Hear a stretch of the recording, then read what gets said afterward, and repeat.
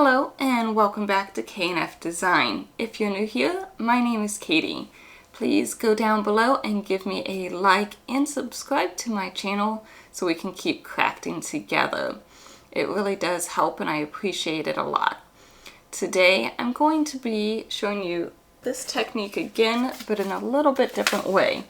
I'll link this down below, so if you want to see this one, it is a watercolor effect using Cricut's Infusible markers, and it was done on a canvas. So today I'm going to do that same technique, but on a piece of wood. And then I'm also going to show you how it looks if you use just a home iron versus using like the Easy Press or a heat press.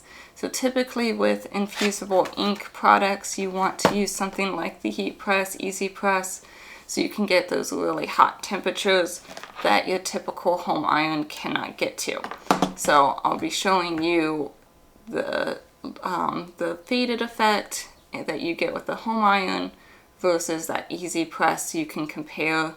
In some projects you might want that faded effect for, so it'll give you a nice comparison for that.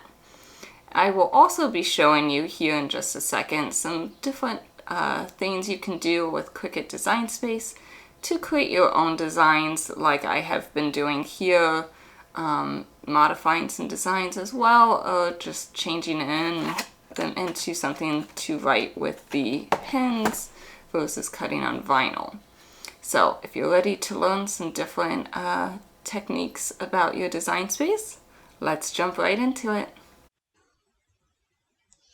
So I took a photo here and put it on my design space canvas, and then I went over to our operations and we want our markers to draw it. So I selected pen, which makes them look like this double line. I also decided I wanted to flip it. I just wanted it to face this way, and then you also need to mirror it, so just remember to think about that. So this is how I got this. Now if I wanted to make it colored like this one,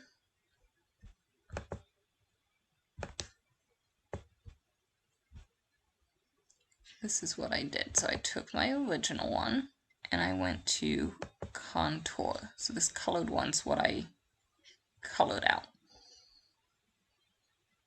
It's kind of a lot going on, so it may take it a little bit.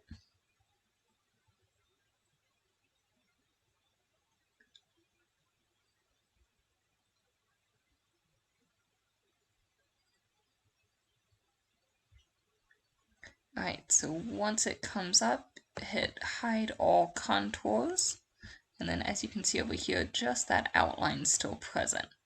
So let's say I wanted to do we'll do some of the bird here. Well, that's a flower. We'll do a flower. So you just click the ones that you want.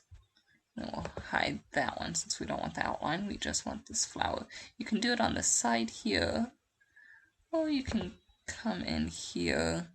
It's a little hard to get them to click just right sometimes, so sometimes it's easier on the side panel there.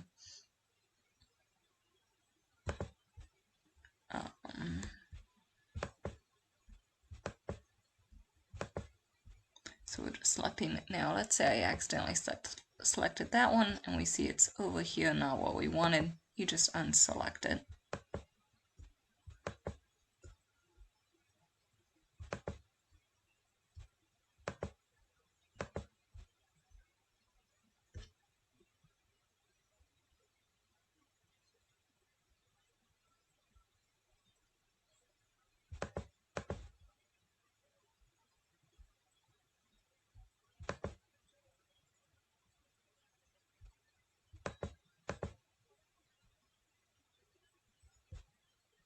I still have one left, but instead of wasting time doing that, I'll just do this.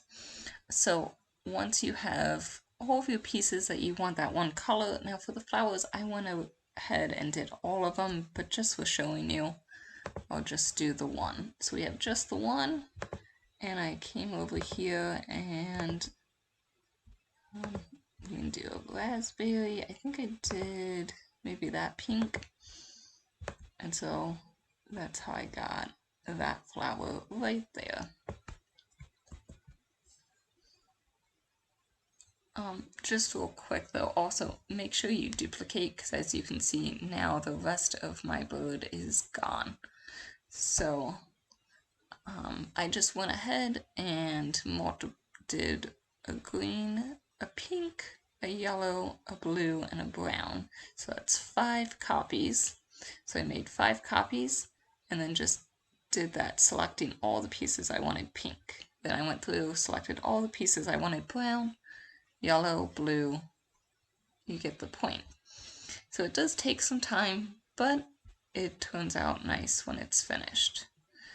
Then what I ended up doing as well, once I had these like individual pieces, I did this and I decided that just needed a little something on the corners, and that's when I did these pieces here. So to do that, I'm just going to take this one that I already have here.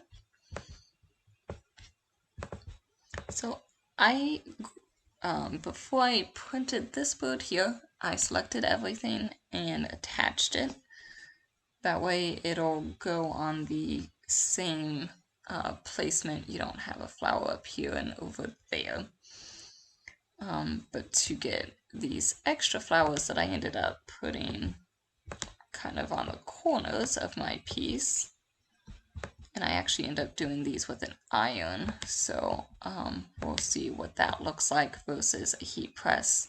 Typically in fusible ink you want to use something that can get really hot, and a household iron does not get hot enough for infusible ink, so I'll show you what those pieces will look like with an iron, just to show how the colors differ from the main one.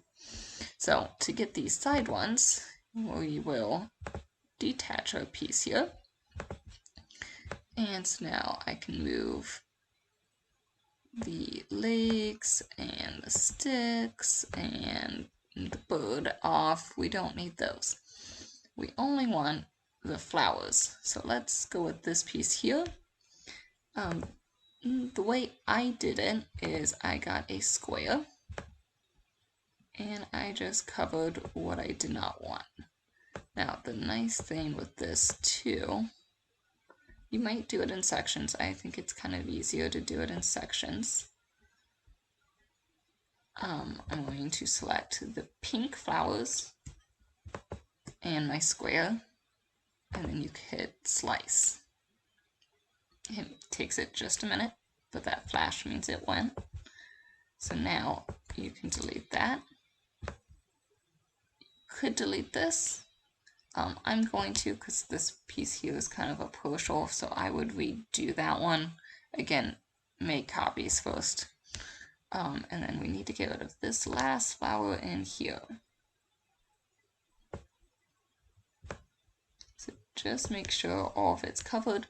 Since we're not actually doing the green leaves, they're not attached, it's okay to cover those and it doesn't affect it. So we'll slice out. You can keep reusing this square as long as there's spots, but just if there's a hole, then it'll mess it up. For the green leaves now, I'm going to flip my square so I can just cover those up.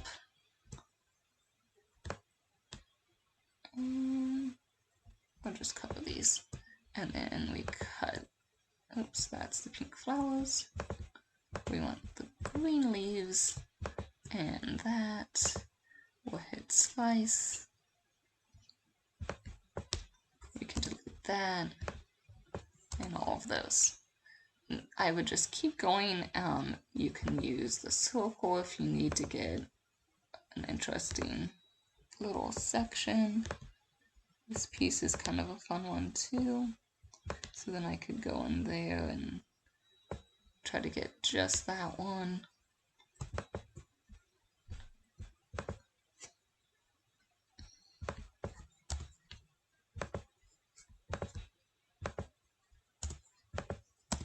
So that's how you can get rid of pieces. Another thing you could do, if you don't like the slice, is you could also still do that contour. Oops, I clicked on the green leaves. We'll want the flowers. Let's say I don't want this little tiny flower here. I can go in and contour. Now watch over here as I click, those little petals go away. And then you just hit exit. And so now I have just the big flower here. You could do that if you want, or you could do the slice method. It's up to you. Just make sure you make copies of everything. And if you ever make a mistake, you can always hit the undo button as well.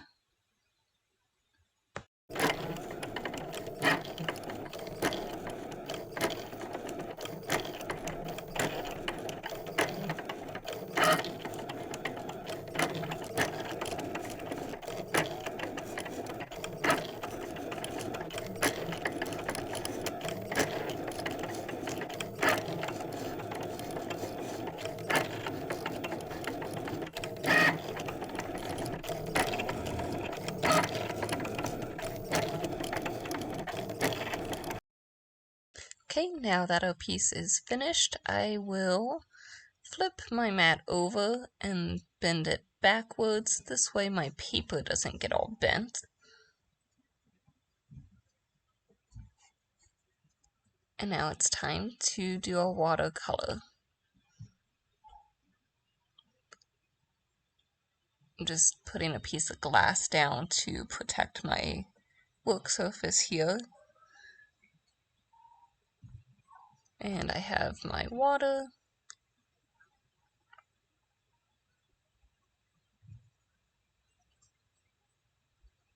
And then I'm just using these plastic lids. Any type of plastic, something that these infusible markers will not sink into, like paper and stuff like that. So plastic.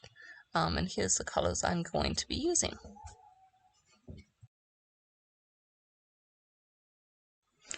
So I'm just going to test a little bit of water and to see how much my infusible inks will continue to kind of bleed.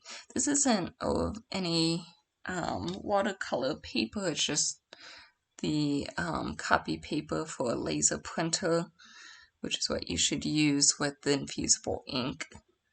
And I'm able to get just a little bit of color, but not a whole lot. So to get your actual color, what you do is you take your marker and you scratch it on your piece of plastic.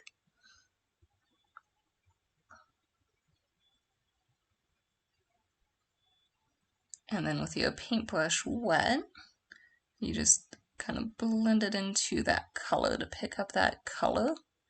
And then as you can see, it'll color your paper. Now, if you're really good at watercolor, you can blend it nicely and make like different shadings. I'm going to try to shade the bird a little bit, but I'm not the best or very experienced with watercolors. So you might be able to do a better job than I did. I just kind of painted everything in.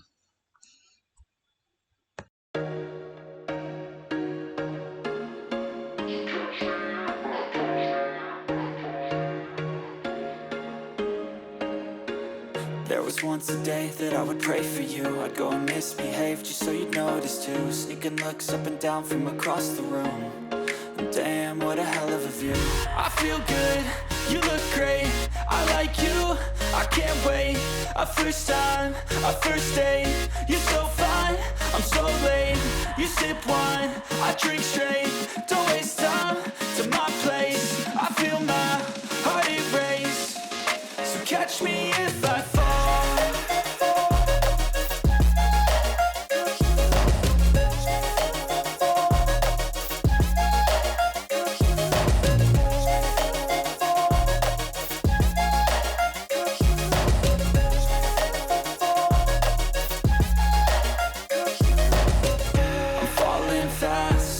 here praying that this night's gonna last. You got it all on tap, I'm loving your vibe, always have your back. We like all the same tracks, listen all night in the sheets all black. Said I'm falling fast, don't remember life before you, that's facts. I feel good, you look great, I like you, I can't wait. A first time, a first date, you're so fine, I'm so late. You sip wine, I drink straight, don't waste time to my place. I feel my heart erase, so catch me if I fall.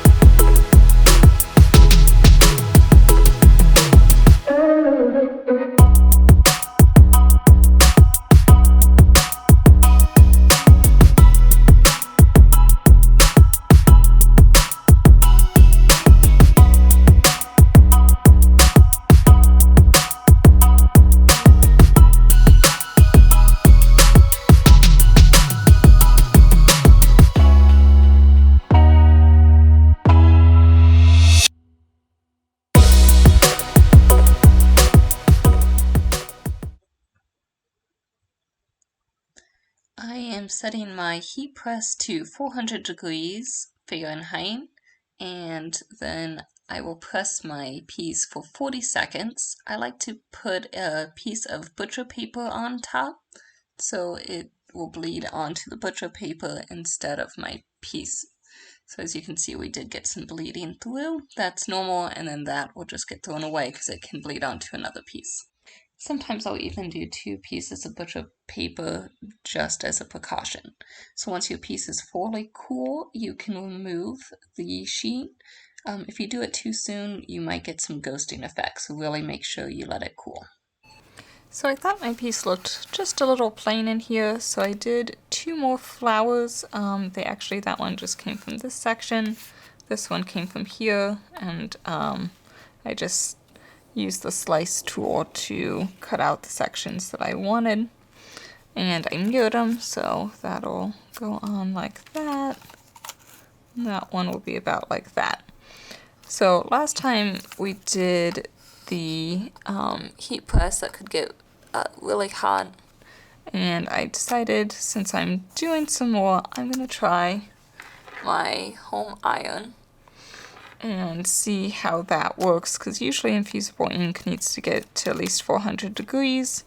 So we'll see how well it transfers with this technique when just using a regular iron. Also, I did a different pink by mistake this time, so that's why the colors are a little bit different.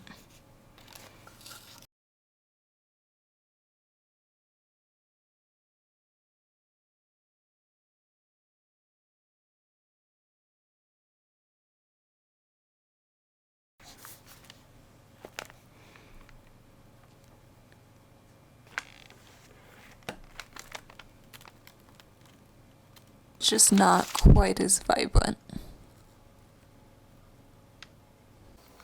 I just love the wood, so it's fun to be able to use this infusible ink marker watercolor technique even with projects like wood.